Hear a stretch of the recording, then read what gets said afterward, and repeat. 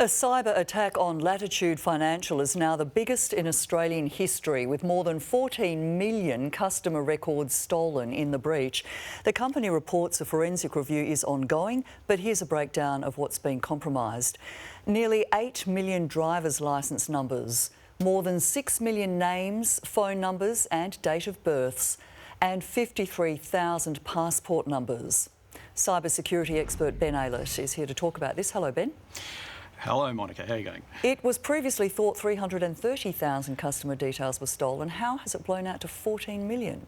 Well, it was probably 14 million all along, or it might even be more. This is a part of just doing a discovery, is doing an incident response. So quite often you didn't start off with an initial report. They might look at a database, say that's been accessed, that's 300,000 accounts, so we can say 300,000. But then they would have looked at other parts of their network or their systems and they would have realised, well, it's a lot more than that. Latitude Financial joins the unwanted cyber attack club now, along with Optus and Medibank. Why are we seeing more of these types of breaches? It comes down to our attitude towards cybersecurity, our attitudes towards personally identifiable information. So it's just it's a very, very lucrative business in breaching businesses, holding them for ransom and then selling on things like personal information, which actually carries great value in the black market. So when you say it comes down to people's attitudes, are we becoming more lax about it? I mean, should people be concerned by how easy it seems that these people can attack these firms? And what should we be doing to protect ourselves? Yeah, we should be, first of all, being a lot more aware about what we're doing in regards to cybersecurity, and businesses in particular need to start paying really close attention to the information they're holding. Information, personally identifiable information, is not an asset. It is like uranium. It is a liability you've got to care and maintain for, and you've got to keep it contained at all costs, because if things go wrong, you'll find yourself in a whole heap of trouble, which is what Latitude are looking at right now. OK, so what can we do as just the average user? How can we protect ourselves? Protecting ourselves with our own networks, I mean, that can only go so far, but I think we could probably go a step further by contacting the businesses that we've given our information to say any personally identifiable information that we don't need for verification purposes anymore, delete it. So as long as you're on record saying that it's got to be deleted, then we've got some sort of a way to come back on those businesses that don't do the right thing. And also it's going to start sending a signal to the business community in general saying this information is not yours. What about the government? Could it be doing more? The government's actually done quite a bit already, so they've made some changes thanks to the Optus breach, where they've changed the penalties.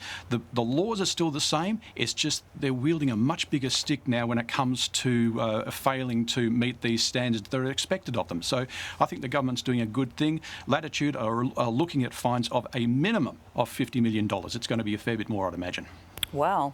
Viewer comments, Ben. Julie Jean says, so I'm finding out on Facebook. I haven't received an email, text or phone call. Francis Gould replies with, perhaps that's a good thing. You may not have been affected. Now, how should all customers be told about cyber breaches, Ben? See, that's the tricky thing. They've got to be notified, but it's also got to be a way that's authentic.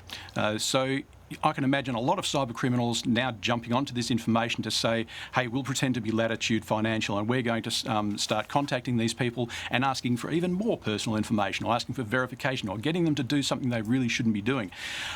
My advice is, if you're concerned, contact them directly. So reach out to Latitude Financial and ask for confirmation that your information has or hasn't been compromised. If you receive any of those sorts of notifications, wouldn't it be wise to perhaps just reach out from the get-go to ensure that it is legit? Yes, reach out from the get-go, but make sure it's an alternative method of communication. So if they send you an email, you contact them through social media. If they send you something through social media, give them a call. So it's just a way of verifying what we call out of band. OK. Rachel Constance writes, TikTok is taking more than that. Is that right, Ben? I mean, are we sharing more from other platforms openly? Well, yes, and this comes down to context. And, you know, TikTok and social media and all these other organisations that we willingly share information into. I mean, this is a whole half hour that we could spend ages talking about. Yes, we are sharing more information, but we're sharing it hopefully in the knowledge that this is actually being used as data that we will be marketed to. So if it's a free service like Facebook, TikTok, Instagram, Twitter, you're actually a part of the product that's being sold to advertisers. Cybersecurity expert Ben Aylett, appreciate your time. Anytime.